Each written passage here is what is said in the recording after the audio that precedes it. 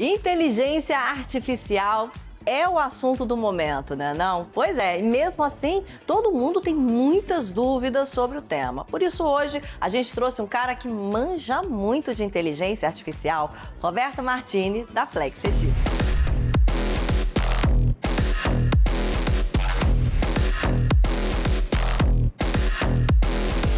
Falou bastante sobre inteligência artificial nesses últimos meses. Meu background em tecnologia e na Flag a gente tem uma base muito linkada à tecnologia. Isso é algo que a gente já conversa, debate há muito tempo e implementa muita coisa há muito tempo. No passado a gente chamava mais sobre machine learning, depois a gente começou a trabalhar com outras técnicas, redes neurais, até a primeira música feita em inteligência artificial do mundo foi feita aqui no Brasil, a gente participou e liderou esse projeto aqui também. O que tem acontecido nesses últimos meses, muito em função da aceleração do poder de processamento computacional, e isso é pelo barateio dessa capacidade de processamento, né? Começou a aparecer muitas novas ferramentas que começaram a ser abertas para o público. E a principal, quando a gente começa a olhar agora que chega um pouco mais na massa, né? Que a gente está chamando do ChatGPT, mas tem várias outras ao mesmo tempo, Dolly, elas têm como princípio serem abertas. Então as pessoas conseguem experimentar e começam a conseguir construir aplicações em cima disso. Então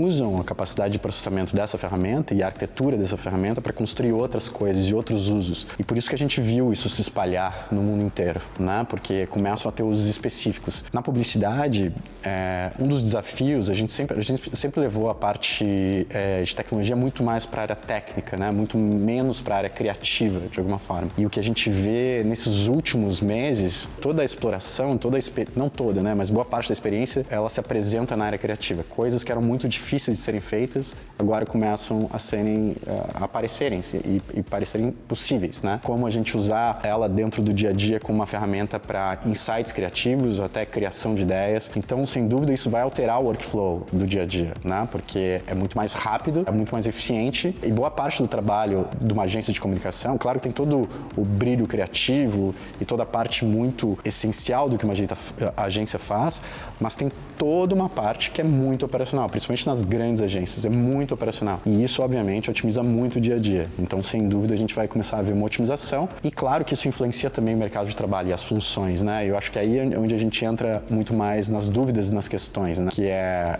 as funções que começam a ser substituídas, né? Ou os trabalhos começam a ficar obsoletos. Que, obviamente, isso não é algo que é específico para esse momento na história, né? Em vários momentos da história isso acontece. Quando a gente começou a ver sobre os carros autônomos, tem toda a discussão sobre um dos grandes empregos do mundo, que é as pessoas que trabalham no trânsito, os motoristas e tal. Quando começa a falar sobre carros autônomos, o que essas pessoas vão fazer no futuro? A mesma coisa acontece agora, também acontecendo muito na indústria criativa, que tem muitas funções que estão sendo debatidas se elas têm ou não papel no futuro da comunicação. A minha visão é que isso é natural, né? Tipo, é uma evolução natural, né? E parte do nosso trabalho é dar a mão para né, como um ecossistema focado na indústria criativa, como uma infraestrutura para a indústria criativa, que a Flag CX é também, dar mão para as pessoas que estão nesse lugar e a gente ajudar nessas transições. Ajudar a se adaptar e ajudar nessas transições. Mas a transição é natural que ela vai acontecer. Não é uma questão se ela é necessária ou não, ela é simplesmente natural que acontece.